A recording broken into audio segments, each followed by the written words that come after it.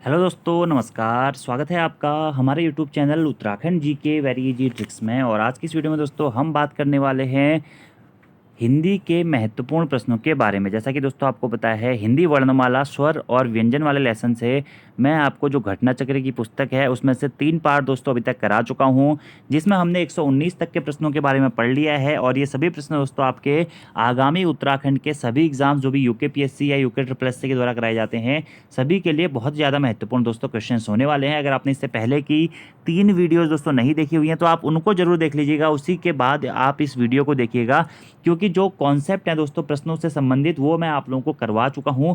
और जहां से मैक्सिमम क्वेश्चंस पूछे जाते हैं वर्णमाला वाले लेसन में, वह सभी फैक्ट्स भी मैं आपको करवा चुका हूं। इसलिए अगर आपने वो वीडियोस नहीं देखी हुई हैं तो उन्हें जरूर देख लीजिएगा। वीडियो पसंद आती है तो वीडियो को लाइक जरूर करें, कमेंट जरूर करें, अपने दोस्तों के साथ में भी वीडियो को जरूर शेयर करें दोस्तों। और अगर आप उत्तराखंड के आगामी एग्जाम से तो दोस्तों तैयारी करना चाहते हैं, या प्रैक्टिस टेस्ट अटैम्प्ट करना चाहते हैं, या हिंदी के भी दोस्तों टॉपिक वाइज टेस्ट अटैम्प्ट करना चाहते हैं, उत्तराखंड के करना चाहते हैं, तो प्ले स्टोर से हमारी एप्लीकेशन उत्तराखंड जी के वेरी इजी ट्रिक को डाउनलोड करके कर सकते हैं। तो दोस्तों आज की इस वीडियो में हमने शुरू करने हैं 120 से आगे क्वेश्चन, जिसमें मेनली हमने पढ़ना है अल्पप्राण, महाप्राण, अघोष और सघोष वर्णों के बारे में। ठीक है, अगर मैं बात करूं दोस्तों व्यंजनों के बारे में, तो प्रयत्न के आधार पर बात करें तो प्रयत्न के आधार पर व्यंजनों का जो वर्गीकरण है मुख्यतः 4 प्रकार से किया जाता है। ठीक है, कौन कौन से ये 4 प्रकार है? एक तो होता है श्वास या प्राणता की मात्रा के आधार पर।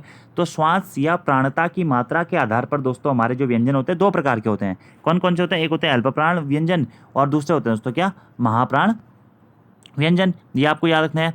और दूसरा दोस्तों है स्वर तंत्रों में श्वास के गूंज, घोष या कंपन के आधार पर। तो स्वर तंतु में श्वास के गूंज, घोष या कंपन के आधार पर भी व्यंजन हमारे 2 प्रकार के होते हैं, सघोष व्यंजन और अघोष व्यंजन। ये भी आपको डायरेक्टली दोस्तों याद रखना है। ठीक है, और स्वरों के बारे में दोस्तों मैंने बोल दिया था कि सभी स्वर क्या होते हैं? सघोष और अल्पप्राण होते हैं। ये भी आपको याद रखना है। तो वर्णों की बात आएगी तो वर्णों में स्वर और व्यंजन दोनों आ जाते हैं। तो सभी स्वर क्या है दोस्तों? अल्पप्राण है। ठीक है, और सभी स्वर क्या होते हैं? सघोष होते हैं। इसी प्रकार से व्यंजनों के बारे में हम बात करेंगे आज की इस वीडियो में कि अल्पप्राण क्या होता है, महाप्राण क्या होता है, सघोष क्या होता है, अघोष क्या होता है। ठीक है, और तीसरा जो प्रकार होता है वो होता है श्वास के अवरोध की प्रक्रिया के आधार पर। ठीक है, ये आपको डायरेक्टली याद रखना है, श्वास के अवरोध की प्रक्रिया के आधार पर भी हमारा। और चौथा होता है हमारा एक पेशी तनाव के आधार पर। ठीक है, तो ये व्यंजनों का वर्गीकरण वैसे पूछा नहीं जाएगा आपसे आपसे तो फैक्चुअल क्वेश्चन पूछे जाएंगे।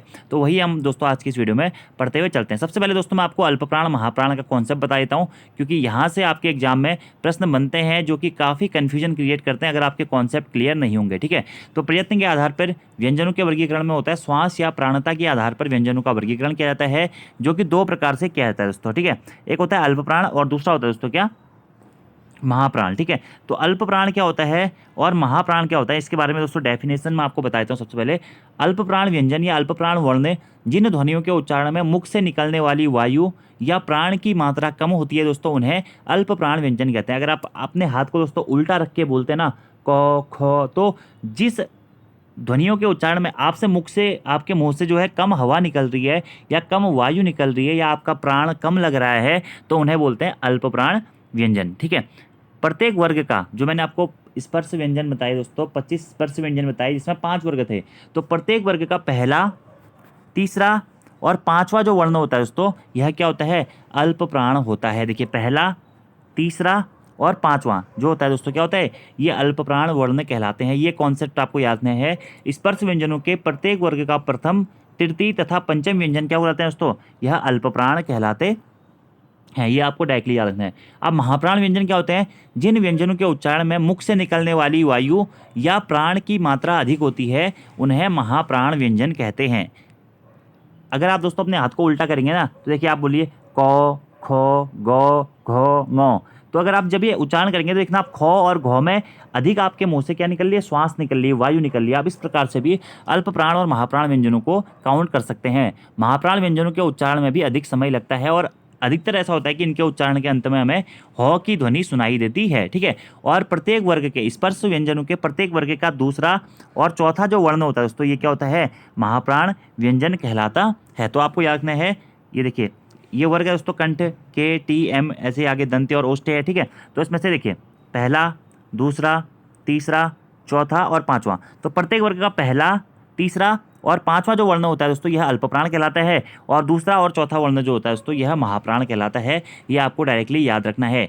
इसी के साथ साथ दोस्तों सभी जो आपके अंतस्थ व्यंजन होते हैं, अंतस्थ व्यंजन यानी कि य, र, ल और व, ये भी क्या होते हैं दोस्तों, ये भी हमारे क्या होते हैं, अल्प प्राण होते हैं। ये भी आपको डायरेक्टली याद रखना है। और इसी प्रकार से दोस्तों आपका एक कॉन्सेप्ट है कि सभी जो आपके ऊष्म व्यंजन होते हैं, सभी आपके क्या होते हैं, ऊष्म व्यंजन जो होते हैं, तालव्य सौ, मूर्धन्य सौ, दंत्य सौ और ह, ये क्या होते हैं दोस्तों, ये महाप्राण व्यंजन होते हैं। ये कॉन्सेप्ट दोस्तों आपको डायरेक्टली याद रखना है। तो प्रत्येक वर्ग का पहला, तीसरा और पांचवा वर्ण अल्पप्राण है। इसी के साथ साथ में य, र, ल और व, ये भी अल्पप्राण है। ठीक है, ऐसे महाप्राण की बात करें तो प्रत्येक वर्ग का दूसरा और चौथा वर्ण महाप्राण है। इसी के अलावा ऊष्म में तालव्य सौ, मूर्धन्य सौ, दंत्य सौ और ह, ये क्या है दोस्तों, आपके महाप्राण है। ठीक है, इसी प्रकार से दोस्तों सघोष अघोष की हम बात करते हैं कि स्वर तंत्रियों में श्वास या गूंज के आधार पर या कंपन के आधार पर जो होते हैं हमारे व्यंजनों का दो प्रकार से वर्गीकरण किया जाता है। एक होते हैं सघोष और दूसरा होता है अघोष। ठीक है, जिन अगर बात करें सघोष की और अघोष की, ठीक है, तो सघोष क्या होते हैं दोस्तों, जिन वर्णों या ध्वनियों के उच्चारण में फेफड़ों में या हम से कहते हैं फेफड़ों से श्वास या वायु से हमारी स्वर तंत्रियों में या हमारे गले में कंपन या गूंज टाइप की उत्पन्न होती है, उन्हें सघोष कहते हैं। और जिन ध्वनियों या वर्णों के उच्चारण में स्वर तंत्रियों में कंपन या गूंज उत्पन्न नहीं होती है, उन्हें अघोष वर्ण कहा जाता है। ठीक है, और सघोष और अघोष के कॉन्सेप्ट में आपको याद रखना है दोस्तों, प्रत्येक वर्ग का जो पहला और दूसरा वर्ग है, ठीक है, प्रत्येक वर्ग का जो पहला और दूसरा वर्ग होता है आपका, वह दोस्तों आपके क्या होते हैं, या प्रत्येक वर्ग का प्रथम और द्वितीय व्यंजन जो होता है आपका, यह आपके क्या कहलाते हैं दोस्तों, यह अघोष कहलाते हैं। ठीक है, और तीसरा, चौथा और पांचवा जो वर्ण होता है वह आपके क्या कहलाते हैं दोस्तों, वह सघोष कहलाते हैं। याद रखना है, स्पर्श व्यंजनों के प्रत्येक वर्ग का दोस्तों क्या पहला और द्वितीय व्यंजन आपका क्या कहलाता है, अघोष कहलाता है। और स्पर्श व्यंजनों के देखिए पहला और दूसरा ये आपके क्या है, अघोष हैं। इसके अलावा तीसरा, चौथा, पांचवा ये आपके क्या होते हैं दोस्तों, सघोष होते हैं। ये भी आपको डायरेक्टली याद रखना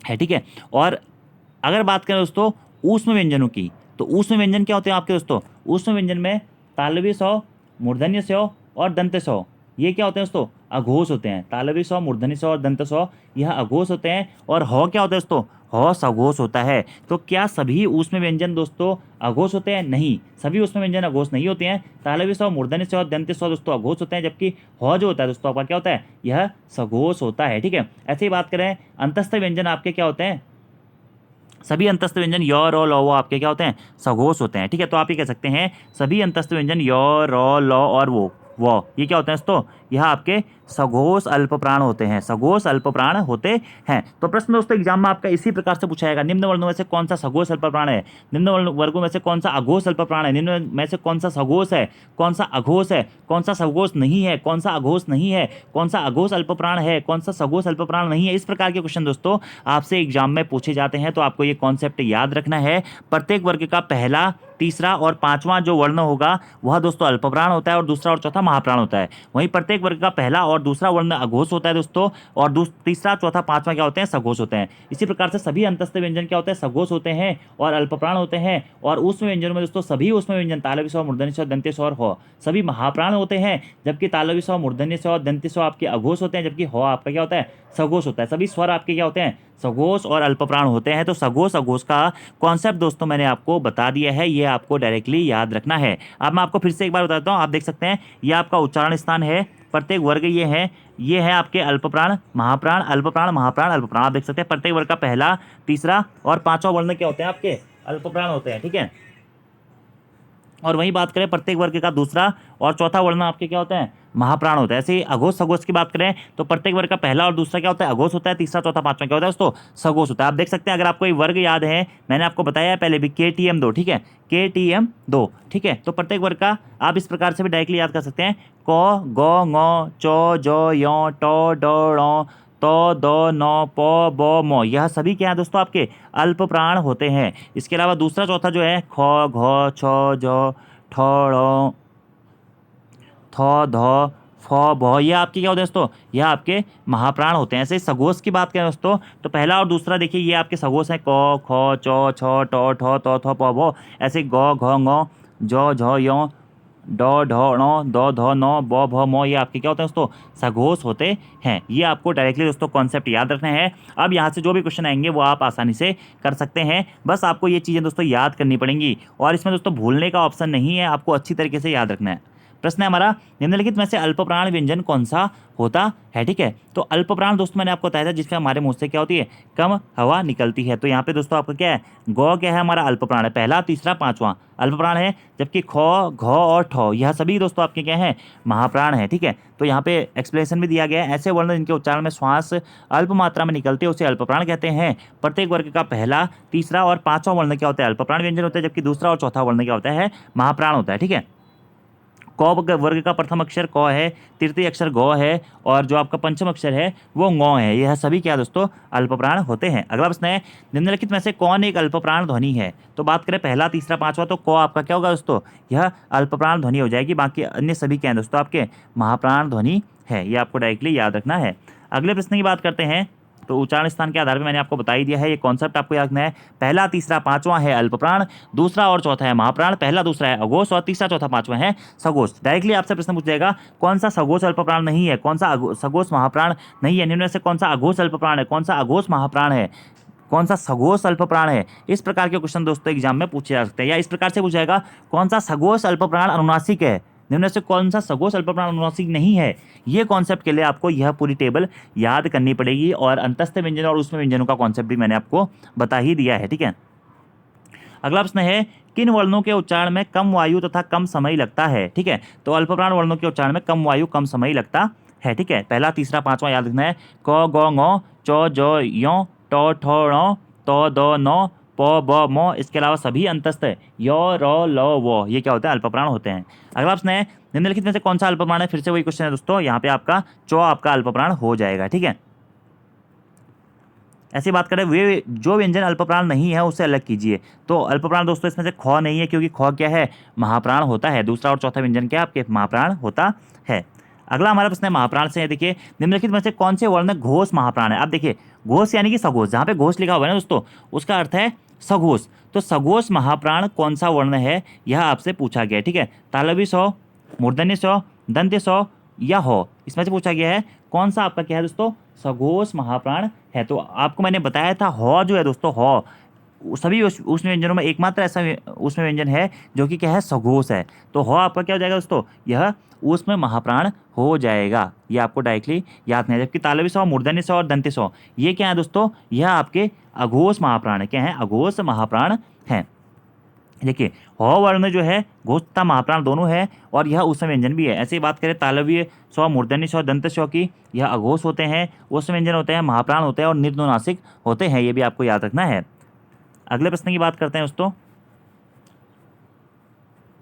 अगला हमारा प्रश्न है, निम्नलिखित में से कौन सा अघोष महाप्राण ध्वनि है। ठीक है, अब देखिए अघोष महाप्राण क, ख, डॉ या धौ। तो इस तरह से ख दोस्तों आपका क्या है, अघोष महाप्राण है। मैंने आपको बताया था प्रत्येक वर्ग का दोस्तों पहला और दूसरा अघोष होता है और दूसरा और चौथा क्या होता है, महाप्राण होता है। तो देखिए ख का अगर आप देखेंगे तो क्या है, प्रथम वर्ग का क्या है, दूसरा वर्ण है जो कि क्या है, अघोष है।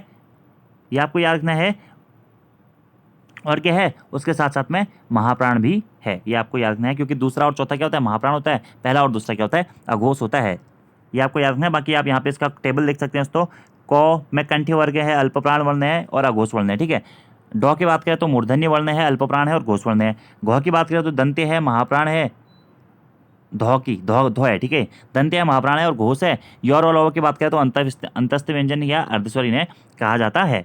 अगला प्रश्न है, निम्नलिखित में से कौन सा कथन अशुद्ध है। हिंदी में ज्ञ का उच्चारण परंपरा से भिन्न हो गया है। ठीक है, तो अगर बात करें दोस्तों, ये आपका सही कथन है, क्योंकि ज्ञों का उच्चारण जौ धन यौ इसका क्या होता है, संयुक्त व्यंजन होता है, इसका उच्चारण क्या होता है, परंपरा से भिन्न हो गया है। अगला है, विसर्ग जो होते हैं कंठ्य वर्ण होते हैं, ये मैंने आपको पहले बता दिया था। छ दोस्तों आपका संयुक्त व्यंजन है, ये भी मैंने आपको बता दिया था। और छ किससे मिलकर बना होता है, ये क और स्व से मिलकर बना होता है। ये आपका संयुक्त व्यंजन है, ये तो सही है। कौन सा सही नहीं है, ऑप्शन नंबर बी आपका सही नहीं दोस्तों, क्योंकि क्या दो महाप्राण व्यंजनों का उच्चारण एक साथ हो सकता है, नहीं दोस्तों, दो महाप्राण व्यंजनों का उच्चारण कभी भी एक साथ नहीं हो सकता है। ये आपको याद रखना है। ठीक है, तो एक्सप्लेनेशन पढ़ लेते हैं। दो महाप्राण व्यंजनों का उच्चारण एक साथ हो सकता है, यह कथन अशुद्ध है। वस्तुतः दो महाप्राण व्यंजनों का उच्चारण एक साथ संभव नहीं हो सकता। हिंदी में ज्ञौ उच्चारण परंपरा से अलग हो गया है। ज्ञौ संयुक्त व्यंजन है जो कि जौ और यौ के योग से मिलकर बना है। इसका उच्चारण जौ और यौ से अलग है। छ संयुक्त व्यंजन है, यह क और सौ के योग से बना है। विसर्ग दोस्तों क्या है, कंठ्य वर्ण है क्योंकि इसका उच्चारण स्थान कंठी है। अगला प्रश्न है, कौन सी ध्वनि महाप्राण नहीं है, ख, घ, जौ या झौ। तो यहाँ पे दोस्तों आपकी जौ ध्वनि जो है वह क्या दोस्तों, यह महाप्राण नहीं है, ये क्या है दोस्तों, अल्प प्राण है। तो यहाँ पे एक्सप्लेनेशन दोस्तों लिखा गया है जो कि मैं आपको बता भी चुका हूँ, अब आपको बताने की जरूरत नहीं है। बस आपको याद रखना है य र ल व क्या है आपके अल्प प्राण है, तालव्य स्व मूर्धन्य स्व दंत्य और दंत्य स्व और ह क्या है आपके महाप्राण है। ठीक है, प्रत्येक वर्ग का दूसरा और चौथा दोस्तों आपके महाप्राण है, और पहला, तीसरा और पांचवा क्या है दोस्तों, अल्प प्राण है। प्रत्येक वर्ग का पहला और दूसरा क्या है दोस्तों, अघोष है। दूसरा और चौथा क्या है, सघोष है। उसमें व्यंजन भी क्या होते हैं दोस्तों, आपके महाप्राण होते हैं। अगला हमारा प्रश्न है, निम्नलिखित में से महाप्राण व्यंजन कौन सा है दोस्तों। तो आपका भौज हो जाएगा दोस्तों, इसमें से महाप्राण व्यंजन है। ठीक है, इसके अलावा अन्य सभी क्या है दोस्तों, अन्य सभी क्या है दोस्तों, अल्पप्राण व्यंजन है। तो एक्सप्लेनेशन दिखा गया है, सभी दोस्तों आपके क्या है, महाप्राण है। अगर दोस्तों आपको टेबल याद है ना, और अंतस्थ और उसमें याद है, तो आप इस प्रकार के प्रश्नों को आसानी से कर सकते हैं, आपको कोई भी डाउट नहीं होने वाला है। अगला प्रश्न है, सभी महाप्राण वर्णों वाला समूह है, तो किस समूह में सभी महाप्राण है, ख, छ, ठ। तो ऑप्शन नंबर ए ही दोस्तों आपका सही हो जाएगा, ख, छ और ठ। अगर बात करें क, ख, चौ, छ, ट, ठ, तो आपके ये सभी क्या है दोस्तों, महाप्राण है। ठीक है, इसमें क्या है, सभी आपके महाप्राण रहने वाले हैं। अगला प्रश्न है, निम्नलिखित व्यंजनों में से कौन महाप्राण है। तो आपका इसमें से क्या है दोस्तों, ठ आपका क्या है, इसमें से महाप्राण है। अगला प्रश्न है, प्रत्येक वर्ग का दूसरा और चौथा वर्ण क्या कहलाते हैं दोस्तों, महाप्राण व्यंजन कहलाते हैं। अगला प्रश्न है, महाप्राण ध्वनियाँ व्यंजन वर्ग में किससे संबंधित हैं। तो दूसरा और चौथा क्या होता है दोस्तों, आपके महाप्राण कहलाते हैं। हिंदी के स्पर्श व्यंजन के पांचों वर्ग के दूसरे और चौथे वर्ण क्या कहलाते हैं, महाप्राण कहलाते हैं। पहला, तीसरा, पांचवा क्या कहलाता है दोस्तों, अल्पप्राण कहलाते हैं। ये सरल क्वेश्चन है दोस्तों, क्योंकि मैंने आपको कॉन्सेप्ट बता दिया है, तो इस प्रकार के क्वेश्चन आप आसानी से कर सकते हैं। बाकी यहाँ पे डेफिनेशन लिखी गई है, पहला, तीसरा, पांचवा अल्पप्राण है, दूसरा, चौथा महाप्राण है। सघोष जो है आपका पहला और तीसरा, चौथा, पांचवा आपका सघोष है प्रत्येक वर्ग का। बाकी य, र, ल, व और सभी स्वर भी आपके क्या होते हैं, सघोष होते हैं। ह भी आपका क्या होता है दोस्तों, सघोष होता है। ठीक है, यहाँ पे लिखा हुआ भी है। ठीक है, अघोष व्यंजनों की बात करें तो प्रत्येक वर्ग का पहला और दूसरा वर्ण क्या होता है दोस्तों, आपका अघोष होता है। इसके साथ साथ उसमें वर्ण जो होते हैं वह भी अघोष होते हैं। अगला प्रश्न है, क व्यंजन है, क क्या होता है दोस्तों, क आपका क्या है, अघोष होता है। ठीक है, क क्या होता है, अघोष होता है। अघोष अल्पप्राण होता है क। ठीक है, ऐसे प्रश्न पूछा जाएगा, चौ क्या है, टौ क्या है, निम्न में से कौन सा अघोष अल्पप्राण नहीं है। आपको 4 ऑप्शन दे देगा, तो वहाँ पे आप ये टेबल बना के इस प्रकार के क्वेश्चन को आसानी से कर सकते हैं। अगला हमारा कॉन्सेप्ट दोस्तों, अघोष वर्णों का, जिनके उच्चारण में हमारे मुख से क्या होती है, हमारी स्वर तंत्रियों में गूंज उत्पन्न नहीं होती है, उन्हें अघोष कहते हैं। ठीक है, अगर दोस्तों अल्पप्राण महाप्राण में एक और कॉन्सेप्ट आपको बताऊं, पूछा जाएगा कि कुल अल्पप्राण व्यंजनों की संख्या कितनी है। तो कुल अल्पप्राण व्यंजनों की संख्या दोस्तों 19। कितनी है दोस्तों, 19 है। अगर आप तीनों वर्गों में देखोगे तो 15 तो वो हो गए, बाकी 4 आपके क्या हो गए दोस्तों, 4 आपके अंतस्थ व्यंजन हो गए, य, र, ल, व। तो कुल अल्पप्राण व्यंजनों की संख्या 19, और वहीं कुल अल्पप्राण वर्णों की संख्या पूछेगा तो 30 आपकी कुल अल्पप्राण वर्णों की संख्या हो जाएगी। इसमें क्या हो जाएंगे, 19 के साथ साथ 19 व्यंजनों के साथ साथ में 11 स्वर भी हो जाएंगे। तो कुल अल्पप्राण व्यंजनों की संख्या 19, कुल अल्पप्राण वर्णों की संख्या दोस्तों 30। ऐसी बात करें कुल महाप्राण वर्णों की संख्या कितनी है, तो कुल महाप्राण वर्णों की संख्या हो जाएगी दोस्तों 14, और कुल महाप्राण व्यंजनों की संख्या कितनी होगी, ये भी दोस्तों 14 ही रहने वाली है। क्यों, क्योंकि इसमें 10 तो प्रत्येक 5 वर्गों में से 2-2 हो गए, 10 वो हो गए, बाकी 4 आपके हो गए क्या, तालवी सौ, मूर्धन्य सौ, दंत्य सौ और ह। ये कॉन्सेप्ट आपको याद रखना है। अगला प्रश्न है, निम्नलिखित में से कौन सा वर्ण अघोष है। निम्न में से कौन सा वर्ण दोस्तों अघोष है। तो इसमें से दोस्तों आप लोगों का चौ जो होगा, यहाँ आपका क्या अघोष है, चौ, छ, जौ, झौ, ये आपके क्या होते हैं दोस्तों, अघोष होते हैं। मतलब प्रत्येक वर्ग का पहला और दूसरा जो वर्ण होता है वह आपका क्या होता है, अघोष होता है। ठीक है, चौ, छ हो गया, बाकी क, ख हो गया, टौ, ठौ हो गया। ठीक है, जौ, झौ बोल देता हूँ, गलत है, ठीक, चौ हो जाएगा इसका आंसर, ऑप्शन नंबर ए हो जाएगा। ठीक है, तो जिन व्यंजनों के उच्चारण में स्वर तंत्रियाँ झंकृत होती हैं या कंपन उत्पन्न होता है, उन्हें घोष कहा जाता है, और जिसमें ऐसी झंकृति नहीं होती है उन्हें अघोष कहा जाता है। क, ख, चौ, छ, टौ, ठौ, तौ, थौ, पौ, भौ, सौ, तालवी सौ, मूर्धन्य सौ, दंत्य सौ, यह सभी क्या है, अघोष की श्रेणी में आते हैं। प्रत्येक वर्ग का पहला, दूसरा। ठीक है, यह क्या होते हैं दोस्तों, आपके अघोष की श्रेणी में आते हैं। और कुल अघोष वर्णों की संख्या आपकी या व्यंजनों की संख्या कितनी होती है दोस्तों, 13 होती है। ये भी आपको डायरेक्टली याद रखना है। 10 तो ये हो जाएंगे प्रत्येक वर्ग के 2-2, और 3 हो जाएंगे तालवी सौ, मूर्धन्य सौ और दंत्य सौ। ठीक है, वही बात करें कुल जो आपके सघोष वर्णों की संख्या कितनी होगी, तो कुल सघोष व्यंजनों की संख्या होती है दोस्तों 20, क्योंकि 5 3 के 3 मतलब 15 तो आपके 5 वर्गों के हो गए, और 5 आपके हो गए दोस्तों क्या, य, र, लौ, व और हो, ये आपके क्या है 20 टोटल आपके कुल सघोष व्यंजनों की संख्या हो जाएगी। और कुल सघोष वर्णों की संख्या दोस्तों आपकी हो जाएगी कितनी, 31। क्यों, क्योंकि इसमें 11 स्वर भी आपके ऐड हो जाएंगे। ये आपको कॉन्सेप्ट याद रखना है। अगला प्रश्न है, निम्नलिखित में से कौन सा वर्ण दोस्तों अघोष है। ठीक है, तो इसमें से दोस्तों आपका क जो है क्या है अघोष है, बाकी सभी क्या है दोस्तों सघोष हैं। अघोष वर्ण कौन सा है, तो अगर बात करें सभी स्वर सघोष होते हैं तो तो अघोष हो नहीं सकता। तो दंत्य स्वर जो है दोस्तों यह आपका क्या होता है अघोष होता है। सभी ऊष्म व्यंजन क्या होते हैं आपका ह को छोड़कर अघोष होते हैं। ह आपका सघोष है। अगला प्रश्न है, निम्नलिखित में से अघोष वर्ण कौन सा है। ठीक है, तो अघोष वर्ण दोस्तों इसमें से कौन सा हो जाएगा आपका, तो प आपका क्या हो जाएगा अघोष वर्ण हो जाएगा, बाकी सभी के हैं सघोष हैं। निम्नलिखित ध्वनियों में से कौन सा सुमिलित नहीं है, गौ अघोष है, कौन सा सुमिलित है, सॉरी गौ दोस्तों अघोष नहीं है, गौ सघोष है, क्योंकि ये तीसरा वर्ण है, क ख गौ। ठीक है, पहले वर्ग का तीसरा है। फ क्या है अल्पप्राण है, फ अल्पप्राण नहीं है दोस्तों, फ क्या है आपका महाप्राण है। ठीक है, ऐसी बात करें दंत्य सौ, ये दोस्तों आपका क्या है ऊष्म है, ये बिल्कुल सही है दोस्तों। ठीक है, ठ क्या है सघोष, ठ दोस्तों सघोष नहीं है, ये आपको याद रखना है। तो ठ क्या है दोस्तों आपका, ठ आपका अघोष है। अगला हमारा प्रश्न है, किन वर्णों के उच्चारण में हवा स्वर तंत्रियों से बिना टकराए बाहर आती है। तो दोस्तों हवा बिना स्वर तंत्रियों से टकराए बाहर आती है, इसमें अघोष है। और स्वर तंत्रियों से टकराकर गूंज करते हुए कंपन करने हुए जब बाहर आती है तो उसे बोलते हैं क्या दोस्तों सघोष। ये आपको याद रखना है, अघोष इसका आंसर हो जाएगा। एक्सप्लेनेशन पढ़ लेते हैं। जिन वर्णों का उच्चारण करते समय स्वर तंत्रियों में परस्पर दूरी के कारण बिना वायु घर्षण के अर्थात सरलता से बाहर आती है उन्हें अघोष कहते हैं। अघोष ध्वनि को श्वास ध्वनियाँ भी कहा जाता है। क ख चौ छ ट ठ प्रत्येक वर्ग का पहला और दूसरा क्या है दोस्तों अघोष है। और आपका तालव्य स्वर, मूर्धन्य स्वर, दंत्य स्वर, ये भी क्या है आपके अघोष हैं। ठीक है, अघोष और सघोष में यहाँ पे अंतर बताया गया। घोष यानी कि सघोष ही होता है दोस्तों। ठीक है, घोष को सघोष भी कहते हैं। उच्चारण में स्वर तंत्रियाँ झंझरें होती हैं, अघोष में नहीं होती हैं। घोष में नाद का प्रयोग होता है, अघोष में नाद केवल श्वास का प्रयोग होता है। सभी स्वर और यो रो लो वो हो और प्रत्येक स्पर्श व्यंजन का पहला तीसरा प्रत्येक व्यंजन का तीसरा चौथा और पांचवा वर्ण घोष होते हैं। पहला और दूसरा क्या होते हैं अघोष होते हैं। तालव्य स्वर, मूर्धन्य स्वर, दंत्य स्वर, ये भी आपके क्या होते हैं दोस्तों, यह भी आपके अघोष होते हैं। डायरेक्टली आपको याद रखना है। अगला हमारा प्रश्न है, जिन ध्वनियों के उच्चारण में या जिन व्यंजनों के उच्चारण से स्वर तंत्रियों में गूंज पैदा नहीं होती है उन्हें क्या कहते हैं, उन्हें दोस्तों अघोष कहते हैं। कोई भी कंपन नहीं होती है, प्रत्येक वर्ग का पहला और दूसरा वर्ण क्या होते हैं आपके अघोष कहलाते हैं। ठीक है, ऐसे सघोष की बात करें निम्न में से कौन सा सघोष है दोस्तों, आपका प्रत्येक वर्ग का तीसरा चौथा पांचवा क्या होते हैं सघोष होते हैं। तो यहाँ पे बहुत दोस्तों आपका क्या हो जाएगा सघोष हो जाएगा। ठीक है, बाकी अन्य सभी क्या है दोस्तों आपके अन्य सभी अघोष हैं। ब सघोष वर्ण है, जिन वर्णों के उच्चारण में स्वर तंत्रियाँ झंझृत होती हैं उन्हें सघोष, और जिसमें ऐसी झंझृती नहीं होती है उन्हें अघोष कहते हैं। अघोष वर्ण है क ख चौ छ ट ठ त थ प फ स तालव्य स्वर, मूर्धन्य स्वर, दंत्य स्वर। और सघोष वर्ण है प्रत्येक वर्ग का तीसरा चौथा और पांचवा वर्ण, यानी कि ग ज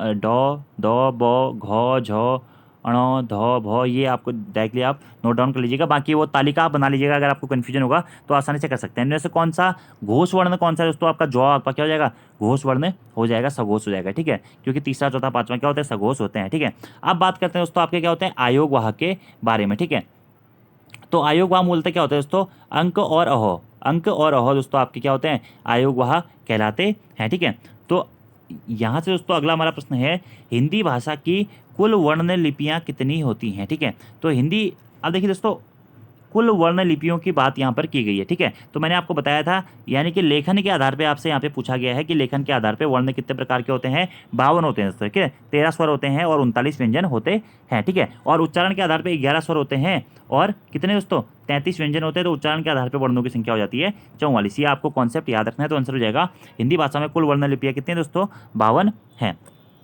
11 स्वर हैं, 2 आयोग वाह हैं, 33 व्यंजन है, 2 द्विगुण है अण और ड, और 4 आपके क्या होते हैं संयुक्ताक्षर होते हैं। ये आपको याद रखना है। ठीक है, इसमें भी 33 व्यंजनों में दोस्तों 25 क्या होते हैं स्पर्श व्यंजन होते हैं, 4 क्या होते हैं दोस्तों इसमें अंतस्थ व्यंजन होते हैं, और 4 आपके इसमें क्या होते हैं ऊष्म व्यंजन होते हैं। ये कॉन्सेप्ट मैं आपको पहली वीडियो में ही बता चुका हूँ। अगला प्रश्न है, व वर्ण किस प्रकार का वर्ण होता है। ठीक है, तो व की बात करें दोस्तों क्या होता है व और फ आपके दंतोष्ठ होते हैं, व और फ आपके क्या होते हैं दंतोष्ठ होते हैं। ये कॉन्सेप्ट आपको याद रखना है दोस्तों, एग्जाम में यहाँ से आपका प्रश्न पूछे जाने की पूरी संभावनाएं हैं। और दंत्योष्ठ वर्णों से बहुत बार पहले भी एग्जाम में आयोगों के द्वारा प्रश्न पूछे गए हैं। ठीक है, ऐसे दोस्तों मैंने आपको एक वत्स्य व्यंजन बताए थे, तो स र ल न और जॉय वो आपके क्या होते हैं दोस्तों वत्स्य व्यंजन होते हैं। वो भी आपको याद रखना है क्योंकि उसमें कन्फ्यूजन होता है। ठीक है, उसको आप सरल करके याद सकते हैं स र ल, ठीक है, इसके साथ में नौ और जौ भी आप याद रख लीजिएगा, ये आपके वत्स्य व्यंजन माने जाते हैं, जिनका उच्चारण क्या होता है, दांत और मसूड़ों से होता है। वही दंतोष्ट होते हैं वो और फ, जिसमें ऊपर वाला दांत और निचले वाले होंठ से हम बोलते हैं, वो दंतोष्ट कहलाते हैं। ठीक है, जिनके उच्चारण में निचले होंठों के साथ धातु के मिलने से होता है, दंत्योष्ट होता है। अगला प्रश्न है, जिन ध्वनियों की गणना न स्वर में की जाती है न व्यंजन में की जाती है, उन्हें क्या कहा जाता है दोस्तों, उन्हें कहा जाता है आयोगवाह। क्योंकि इनकी गणना क्या होती है, ना तो इन्हें स्वर कहा जाता है, ना ही दोस्तों इन्हें क्या कहा जाता है, ना ही इन्हें व्यंजन कहा जाता है, इसीलिए इनकी गणना क्या होती है, आयोगवाहों में होती है। ठीक है, और आयोग वाह क्या होते हैं, अंक और अह होते हैं, ये मैं आपको पहले भी बता चुका था। ठीक है, लेकिन तब भी इसे बहुत बार क्या होते हैं, स्वरों के साथ ही लिखा जाता है, इसलिए इसे स्वरों के रूप में ही काउंट किया जाता है। ठीक है, अनुस्वार का चिन्ह होता है ऐसा और विसर्ग का चिन्ह होता है दोस्तों ऐसा, ये आपको डायरेक्टली याद रखना है कॉन्सेप्ट। ठीक है, अगला बात करते हैं, अगला हमारा प्रश्न है, एक्सप्रेशन देख लीजिए, जिन ध्वनियों की गणना न स्वर में की जाती है न व्यंजन में, आयोगवाह कहा जाता है। अनुस्वार और विसर्ग एवं अनुनासिक, ये अनुनासिक भी दोस्तों हमारे क्या होता है, आयोगवाह होता है। ठीक है, ये स्वरों के साथ साथ व्यंजनों के साथ साथ नहीं जुड़ते, परंतु वर्णमाला में इसकी गणना होती है। आयोगवाह कहा जाता है किसको दोस्तों, ऑप्शन के अकॉर्डिंग दोस्तों आपका विसर्गों को क्या कहता है, अनुस्वार और विसर्ग को आयोगवाह कहा जाता है। ठीक है, इसी के साथ साथ अनुनासिक को भी आयोगवाह कहा जाता है। ये ध्वनियाँ ना तो स्वर है नहीं व्यंजन, फिर भी अर्थ का वहन करती हैं। पंडित किशोरीदास वाजपेयी जी के शब्दों में इनकी स्वतंत्र गति नहीं होती है, इसलिए ये स्वर नहीं है। और व्यंजनों की तरह ये स्वरों के पूर्व नहीं पश्चात आते हैं, इसलिए ये व्यंजन भी नहीं है। वर्णों की दोनों श्रेणियों में किसी के साथ इनका जाति योग नहीं होती है, इसलिए इन्हें क्या कहा जाता है दोस्तों, आयोगवाह कहा जाता है। ये कॉन्सेप्ट भी आपको याद रखना है। अगले प्रश्न की बात करते हैं, अंक और अह दोस्तों क्या होते हैं, ये आपके आयोगवाह होते हैं, ये मैं आपको बता चुका हूँ अच्छी तरीके से। ठीक है, अंक और अह आयोगवाह है, न तो स्वर है नहीं व्यंजन है। ठीक है, अगले प्रश्न की बात करते हैं, अगला हमारा प्रश्न है दोस्तों कि जिह्वा के आधार पे हमारे क्या होते हैं, स्वर कितने प्रकार के होते हैं। ठीक है, तो जिह्वा के आधार पे दोस्तों स्वर हमारे 3 प्रकार के होते हैं, मैं आपको बता चुका था, अग्र स्वर, मध्य स्वर और पश्च स्वर। ठीक है, तो आपका ऑप्शन नंबर बी दोस्तों यहाँ पे सही आंसर हो जाएगा। ठीक है, अग्र स्वर कौन कौन से होते हैं, ई, ए और ऐ, ये आपके अग्र स्वर होते हैं। मध्य स्वर क्या होता है दोस्तों, अ होता है। ठीक है, जिसे विवृत स्वर भी कहा जाता है। और पश्च स्वर क्या होते हैं, छोटा ऊ, बड़ा ऊ, ओ और औ, ये और आ। ठीक है, ये आपके क्या होते हैं दोस्तों, पश्च स्वर कहलाते हैं। ये आपको डायरेक्टली याद रखना है, जिन्हें दोस्तों आपका विवृत स्वर भी, मतलब आ को विवृत स्वर कहते हैं, इसमें ऊ को समृद्ध स्वर कहते हैं, ओ को अर्ध समृद्ध स्वर कहते हैं। ठीक है, ये कॉन्सेप्ट मैं आपको पहले पूरा बता चुका हूँ। ठीक है, तो एक्सप्लेनेशन पढ़ लेते हैं। जीवा के आधार पर स्वर 3 प्रकार के होते हैं, अग्र स्वर, मध्य स्वर और पश्च स्वर। ई, ए, ऐ, ये आपकी क्या अग्र स्वर है, मध्य स्वर होता है ओ, और पश्च स्वर होते हैं ऊ, ओ, आ और औ और ये वाला आ। ठीक है, जिसमें से दोस्तों समृद्ध स्वर कौन कौन से होते हैं, अगर आपसे प्रश्न पूछा जाता है तो ई, ऊ आपके समृद्ध होते हैं। अर्ध समृद्ध कौन सा होता है, ए और ओ अर्ध समृद्ध होते हैं। अर्ध विवृत कौन कौन से होते हैं, ऐ, औ और आ अर्ध विवृत होते हैं, और विवृत होता है दोस्तों आ। ये कॉन्सेप्ट मैं आपको पूरा बता चुका हूँ, किस प्रकार से इनका वर्गीकरण दोस्तों किया गया है। जैसे कि जीवा की क्रियाशीलता के आधार पर 3 प्रकार के हैं, ऐसे मुख द्वार खुलने के आधार पर 4 प्रकार के हैं, विवृत, अर्धविवृत, अर्धसमृद्ध और समृद्ध। ओंठों की स्थिति के आधार पर 2 प्रकार के हैं, अवृत्तमुखी और वृत्तमुखी। और मात्रा या उच्चारण के आधार पर 3 प्रकार के हैं, ह्रस्व, दीर्घ और प्लुत स्वर। ठीक है, वही यहाँ पे भी दिया गया है। जीवा की ऊंचाई के आधार पर समृद्ध, अर्धसमृद्ध, विवृत और अर्धविवृत। ओंठों की आकृति के आधार पर वृत्ताकार और अवृत्ताकार। ठीक है, और वृत्ताकार या कौन से होते हैं, ऊ, ओ, और ओ, और ओ, आ, ई, ए, ऐ, ये क्या होते हैं, अवृत्ताकार होते हैं। ठीक है, ये पूरा कॉन्सेप्ट बता चुका हूँ। आयोगवाह किसे कहा जाता है, अनुस्वार और विसर्गों को दोस्तों आयोगवाह कहा जाता है। ऐसी कौन सी 2 मात्राएं हैं जिनका प्रयोग तो किया जाता है किंतु उनका समावेश स्वर में नहीं किया जाता, तो अंक और अह दोस्तों जिनका प्रयोग तो किया जाता है किंतु इनका समावेश क्या होता है, स्वर में नहीं किया जाता है। ये कौन कौन से अंक और अह है। ठीक है, अगला हमारा प्रश्न है, हिंदी वर्णमाला में आयोगवाह कौन कौन से होते हैं, अंक और अह होते हैं दोस्तों। ये बेसिक सा कॉन्सेप्ट है और बहुत बार मैं आप लोगों को बता भी चुका हूँ। ठीक है, अंक और अह ये आपको डायरेक्टली याद रखना है।